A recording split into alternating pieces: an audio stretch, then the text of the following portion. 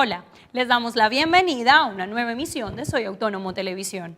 Nuestro equipo periodístico preparó el siguiente programa con el análisis y el contexto necesarios para entender los hechos y las historias más importantes de Bucaramanga y Santander durante la última semana. Si ustedes quieren establecer contacto con nosotros, recuerden que estamos en redes sociales a través de Twitter en la cuenta @soyautónomounap, en Facebook en el perfil Soy Autónomo UNAP y en YouTube en el canal Soy Autónomo. En cualquiera de ellas pueden comentar los temas de cada emisión, proponer el cubrimiento de otros o calificar cada uno de nuestros trabajos. Vamos a ver enseguida los avances de la información que desarrollaremos durante la próxima media hora. El calvario de los niños con cáncer. Reportaje elaborado por estudiantes de periodismo sobre el padecimiento que sufren los pequeños por culpa de un sistema de salud colapsado. La práctica de un deporte que gana seguidores. Crónica de estudiantes de comunicación social sobre el roller derby en Bucaramanga. Entrevista con Rodrigo Fernández, expresidente de la Sociedad Santanderiana de Ingenieros, sobre el POT de segunda generación.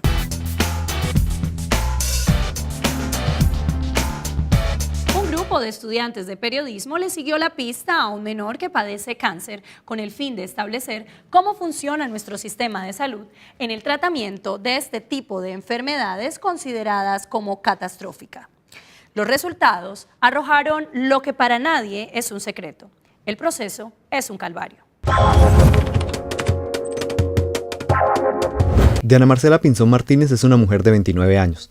Está casada y es madre de una niña de 12 años y un niño de 6.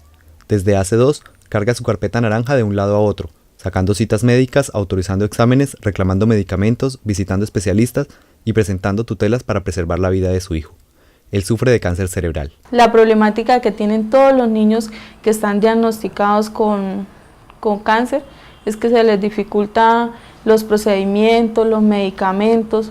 O sea, es un proceso para que ellos puedan adquirir todo lo que ellos necesitan. En Santander cada año se diagnostican más de 100 casos de cáncer infantil que pueden ser tratados con un 70% de éxito siempre y cuando se cumplan con ciertas condiciones. Que ese tratamiento sea oportuno, que se le brinden las posibilidades de tener los medicamentos que se requieren en el momento que se necesitan, no cuando se los vayan o se los quieran conseguir, sino en el momento que se necesitan, y el momento que se necesita es ya. Sin embargo, los excesivos protocolos en el sistema de salud y la negligencia de las instituciones ponen en riesgo la vida de estos niños, entre ellos el hijo de Diana, quien requiere de resonancias para llevar control de su enfermedad y tratamientos médicos que se deben aplicar en los tiempos estipulados. La EPS se demora mucho para autorizarme estas resonancias que son bajo anestesia.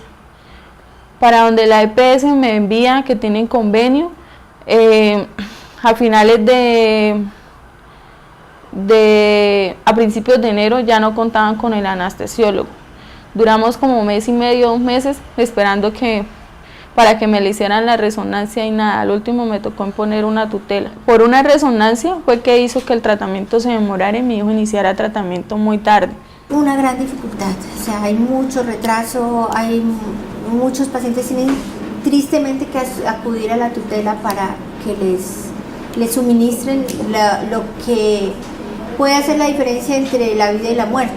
Leyes como la 1384 de 2010, conocida como la Ley Sandra Ceballos, y la 1388 de cáncer infantil del mismo año, reglamentan que el Estado debe cubrir los medicamentos, exámenes y tratamientos de los menores diagnosticados con cáncer y de los niños cuyo médico tenga la presunción de este diagnóstico, para así garantizar los correctos tratamientos necesarios con el fin de salvar la vida de los menores. Sin embargo, estas normas se quedan en el papel. Vemos que las EPS, tanto del régimen subsidiado como del régimen contributivo, dilatan la atención de los pacientes faltando a los protocolos de atención. ¿Qué son los protocolos de atención? Son los tratamientos que mandan sus médicos tratantes a los pacientes y que se deben cumplir en tiempos muy estrictos. Las aseguradoras, en algunas ocasiones, no garantizan el servicio de manera oportuna, no porque no quieran hacerlo, eso también hay que ser claro.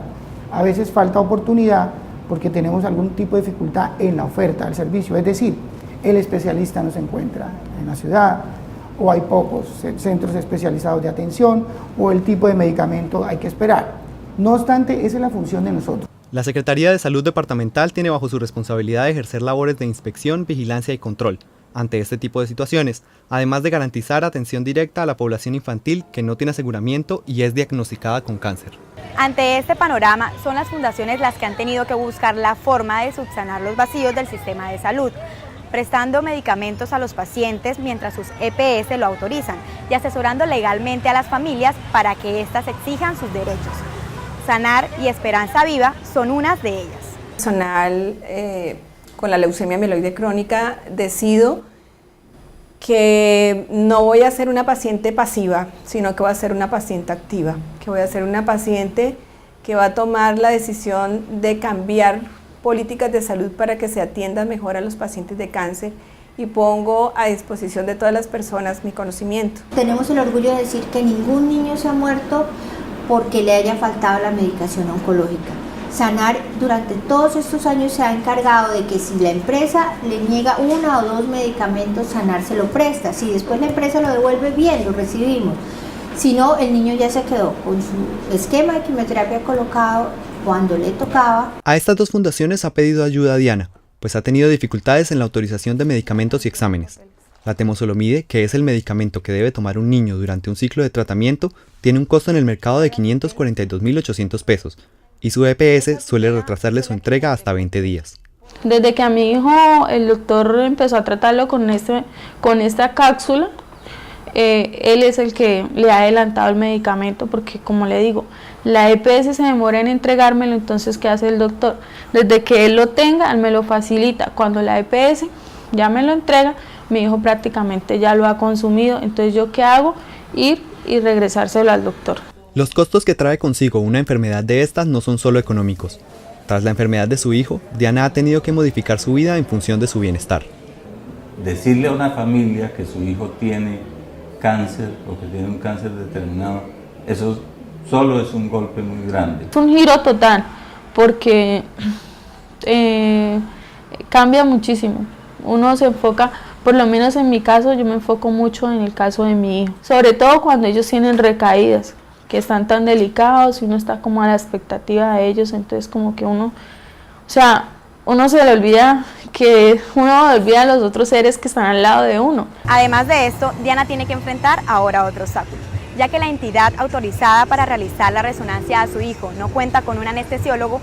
La solución que le han planteado es que durante la noche anterior al examen no lo deje dormir, de tal forma que el niño llegue tan cansado que pueda durar dormido los 40 minutos, que es lo que dura el examen. Un procedimiento muy difícil porque es que el resonador tiene un ruido muy fuerte, entonces él no tolera el ruido porque incluso el problema de él es del cerebro y es lo que es el ruido, todo eso le fastidia, todo eso le molesta, entonces yo no les pondría a él a que él colaborara porque yo sé que él no se va a aguantar. Según cifras del Instituto Nacional de Cancerología, en Colombia la tasa de supervivencia en cáncer infantil no supera el 50%, mientras en otros países esta cifra oscila entre el 80 y el 90%.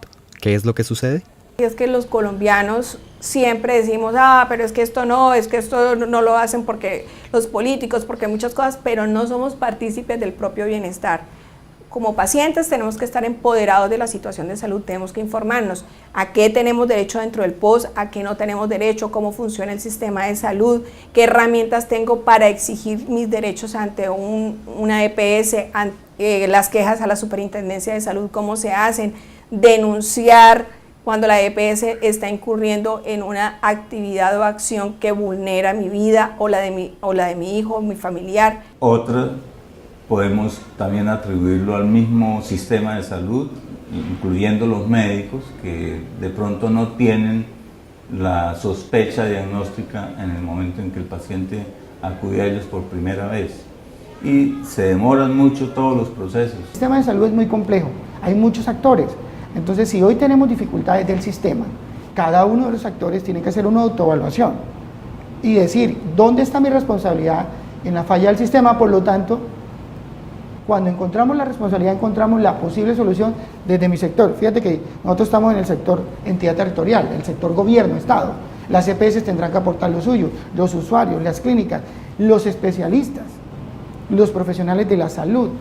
Todos tenemos que de alguna manera encontrar dónde está nuestra falencia. En marzo de este año, Diana presentó una tutela para que su EPS le otorgara los exámenes y medicamentos requeridos. La tutela falló a su favor, pero la EPS no cumplió con lo estipulado, así que le tocó presentar un desacato.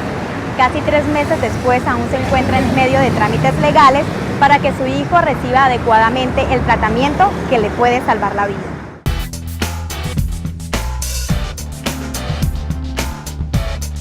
Un malestar que por ahora no dejará de ser el pan diario de estos pequeños y sus familias.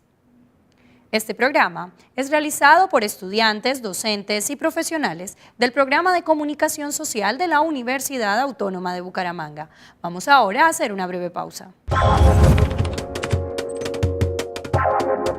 Buenas noches. Recuerde que puede interactuar con nosotros a través de este espacio. Estamos presentes en las redes sociales, Twitter y Facebook. Búsquenos como Soy Autónomo UNAP. Y sobre el tema de análisis de la presente emisión, la odisea que deben padecer padres de niños con cáncer, todo porque las EPS no suministran medicamentos ni tratamientos a tiempo para sus pequeños. Kevin Márquez compartió. No solamente los padres, todos los usuarios de este sistema de salud tenemos que esperar tanto para que al final solo se nos receten acetaminofén y pagar por eso. Sobre la entrevista de esta emisión preguntamos, ¿sabía que en Bucaramanga se aprobó el pasado 20 de mayo el Plan de Ordenamiento Territorial de Segunda Generación? O mejor aún, ¿sabe eso qué significa? Jaime Enrique Payares Espinosa comentó. Un planeamiento de la ciudad que no consulta las necesidades de los ciudadanos, sino a los dueños de constructoras y a los ingenieros licitantes de siempre. Lo invitamos ahora mismo a debatir en Twitter en @soyautonomounap sobre los temas e historias de la ciudad. Javier Mantilla y Sergio Prada, enviados especiales a la tierra de la samba y del balón. Seguimos haciendo historia con Bocaracol. Más pasión, más información, más mundial.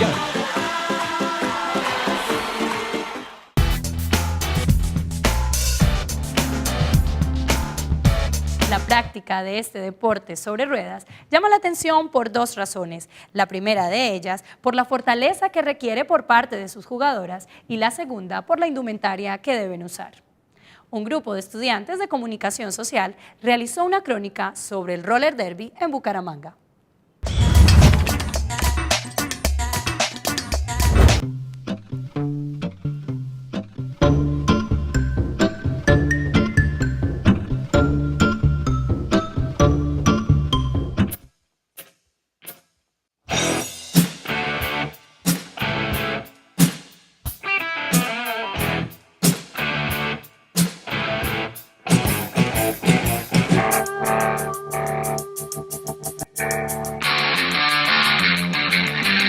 El roller derby es un deporte de contacto que se practica en patines de 4 ruedas. Este da inicio en 1922. El término derby se utilizaba para describir las carreras de patines de varios días. En los años 30, el roller derby dejó de pasar de ser solo una carrera a convertirse en una disciplina deportiva, que requiere el contacto físico y trabajo en equipo. Este gozó de gran popularidad hasta los años 70, dejando de ser solo un deporte para convertirse en un espectáculo deportivo.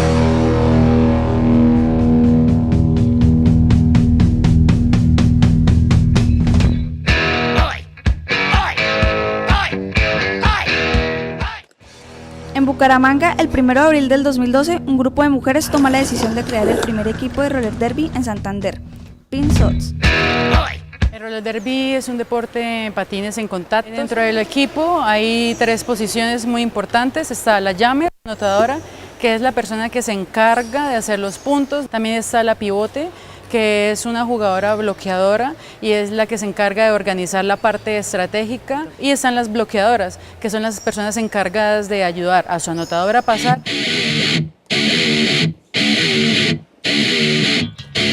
El derby es un deporte de fuerza y acción, donde los bloqueos a cada contrincante deben ser lo más contundente posible. Para ejercer estos bloqueos se usan las zonas legales de contacto. La organización por la cual nosotras nos regimos al momento de jugar es la WFTDA, es como la FIFA del roller derby, es la organización que se encargó de crear y estipular, organizar todas las reglas y estatutos del roller derby. El reglamento se encarga de que las jugadoras no salgan en condiciones desfavorables.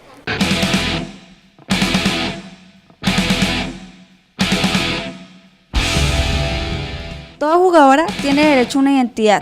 El nombre Derby, más conocido como seudónimo u apodo, lo usan todas las jugadoras pertenecientes a un equipo.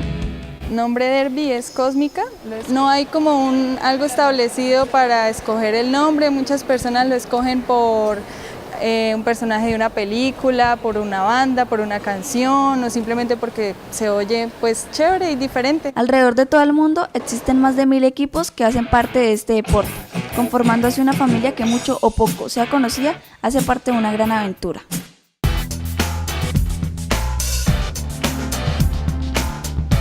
Una modalidad deportiva que deja ver chicas rudas pero preocupadas por su llamativo aspecto físico.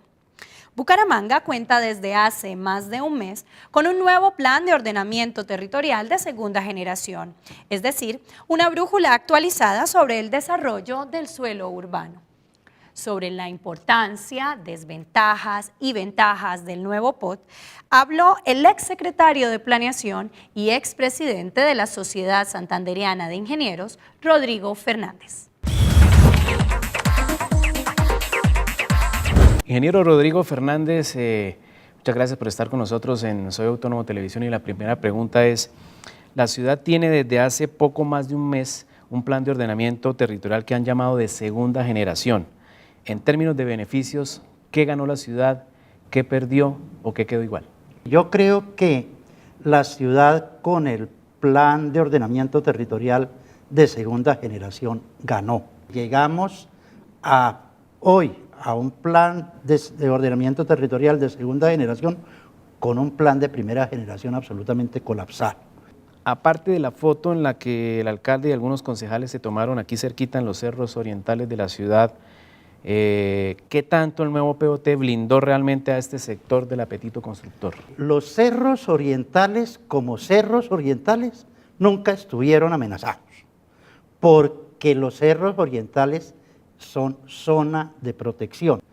El asunto es que es más grave si que se desarrolle legalmente actividad constructora o que se desarrolle informalmente actividad constructora, porque es que en las escarpas de Malpaso tampoco se podía construir, en muchos sectores de la Comuna 14 tampoco se podía construir.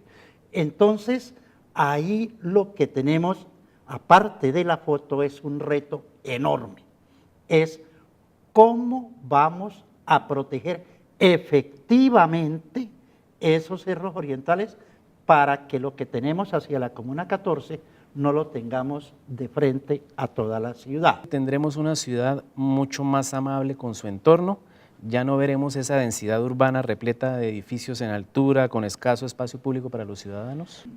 Ya hay muy poco, en el sector oriental por lo menos, hay muy poco donde poner más edificios. La sobresaturación del sector oriental no puede repetirse en el resto de la ciudad. De hecho, el nuevo plan de ordenamiento territorial hizo dos cosas fundamentales. Uno, bajó el índice de construcción de 7 a 5. 7 era el índice de construcción más alto del país. Hoy con 5 seguimos teniendo el primer puesto, pero ya por lo menos no con tanta distancia con otras ciudades. Y efectivamente el hecho de establecer obligaciones urbanísticas, ¿qué son?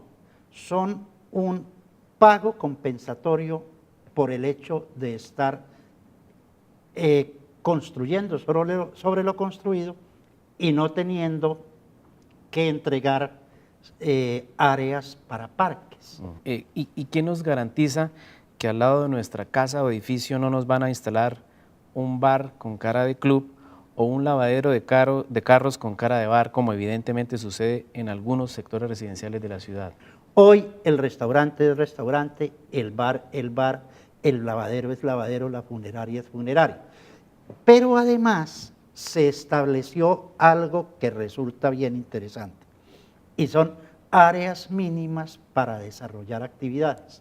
Usted va a colocar un bar, lo puede colocar en tal sector y debe tener esta área para que la actividad la desarrolle adentro, no afuera, porque es que afuera es el espacio de todos, es el espacio público. Eso a partir de la nueva norma, y los que antes de la norma lo tienen licencia, ¿qué se hace con eso? A ver, lamentablemente el famoso debido proceso en los temas de sanciones para establecimientos de comercio resultan absolutamente tortuosos. Además que son mínimas el número de inspecciones tanto de ornato como de establecimientos comerciales, porque tenemos las mismas inspecciones de hace 25 años. A partir del 1 de enero del 2012 han debido empezarse a cerrar todos los establecimientos que no cumplían con el POT del 2000 porque se venció el plazo de reubicación. Ingeniero Rodrigo, ¿sí es correcto entonces que saquemos pecho por tener el POT más actualizado del país? Y ahora, ¿quién garantiza que realmente lo que quedó escrito se cumpla al pie de la letra? Yo creo que tenemos una herramienta buena y sobre todo lo dotamos de unos elementos idóneos para que las cosas se puedan hacer. Cuando decimos crezcamos el espacio público y alguien pregunte ¿y con qué? Con las obligaciones urbanísticas. Cuando decimos y estos proyectos que están listados ¿y con qué? Podemos decir, ojo que allá hay unos pesitos de plusvalía. Muchísimas gracias por estar con nosotros. No, a ustedes muchísimas gracias por invitarme a hablar de estos temas que resultan de la mayor importancia para la ciudad y para la región. Y sobre la historia de la emisión anterior de Ervin Laureano Hoyos, cantante lírico, estudiante de la Facultad de Música de la UNAP, Kevin Márquez opinó: me parece excelente. Para ser cantante lírico se debe estudiar mucho, como todo género que valga la pena. Pero la realidad es que lamentablemente en Bucaramanga no existen muchos espacios para mostrar estos talentos. Y a propósito de la gira que cumple este mes el coro de la UNAP por Europa, Angélica María Moreno Medina participó compartiendo el triunfo de este grupo artístico en Austria. Ganó el primer lugar en categoría de folclore. Felicitaciones al talento santandereano. Y en Twitter, @CharlieMantilla, @CharlieLefou nos dice: hola amigos, propongo que pueden hacer un cubrimiento del Festival Internacional de Cine de Santander como uno de los eventos de agosto en Bucaramanga. Recuerde que usted también puede participar enviando sus fotos, videos, comentarios o proponiendo historias a través de nuestras redes sociales.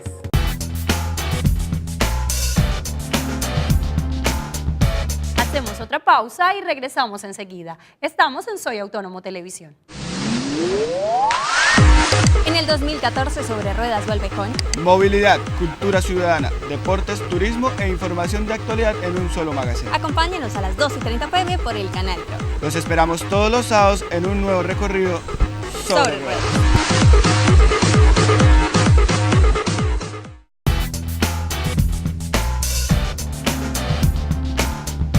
Y estos hechos fueron noticia en Bucaramanga y la región santandereana durante la última semana. Procurador Alejandro Ordóñez actuó como garante en la firma de un convenio entre Invías y Concesión Autopistas de Santander con el fin de reanudar la construcción de la doble calzada entre Bucaramanga y los municipios de Río Negro y El Playón, conocida como Concesión ZMB.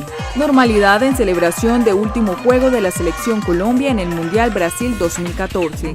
Sin víctimas ni hechos que lamentar, transcurrió la jornada del sábado anterior luego de la presentación del combinado tricolor. La ley seca, prohibición de parrilleros en moto y uso de espuma y harina en las calles garantizaron la tranquilidad en el área metropolitana luego de la derrota del seleccionado nacional frente a Brasil.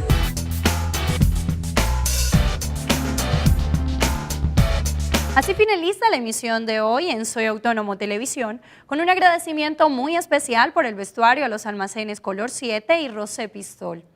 Vea la repetición de este capítulo y programas anteriores en nuestro canal de YouTube. Y recuerde que también estamos presentes en las redes sociales Twitter y Facebook para que participe y comparta con nuestra comunidad su opinión sobre los temas de análisis e historias del programa. Búsquenos como Soy Autónomo UNAP, anímese y participe. Su opinión es muy importante para nosotros. Los esperamos el próximo miércoles a las 9 p.m. por el canal Pro. ¡Feliz noche!